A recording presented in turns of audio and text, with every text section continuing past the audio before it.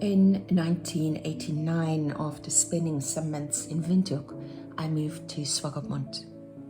Not long after, I met my first actual boyfriend, whom I'll refer to as B1. After staying over from time to time at his and his flatmate's place, B1 and I decided to get our own apartment. I was 19, maybe 20 at the time. The memory is still full of gaps in places. And as every relationship has its bright and its dark days, so had ours. B1 and I would argue at times, youngsters we were. And I remember that me wanting to understand and asking questions were not always taken well. It was about a year into being together that he dealt me my first ever punch in the face during an argument.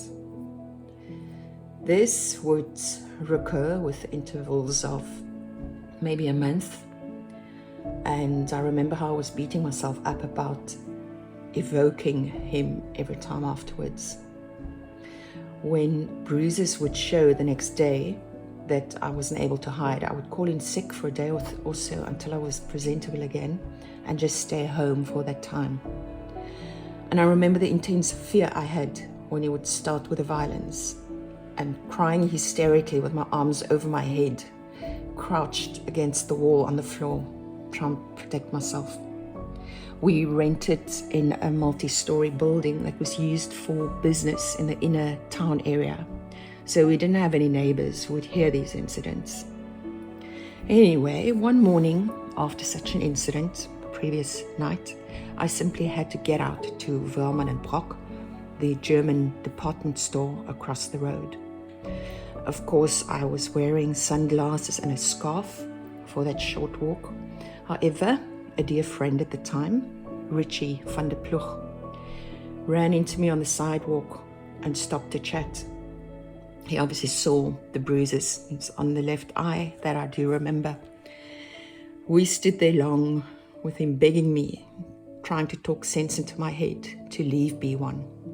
And with me explaining passionately to him that I understand it was my fault.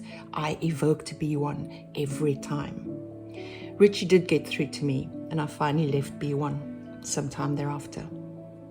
Cannot remember detail of where I moved to, but I remember that was the time I sold the little I had and bought a ticket to Europe, after which I spent 9 months in Greece before returning to Namibia again in, I think, 91 or 92.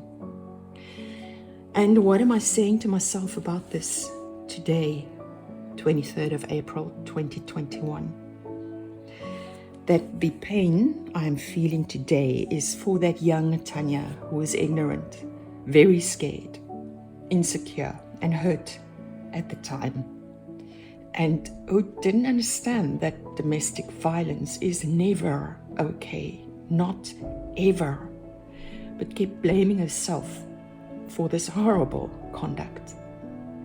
And today I can say to my young self as well that this will not be happening in a relationship of mine ever again, because I have learned and grown, and that we will make choices with discernment going forward. This memory is ready to be released gently and with kindness.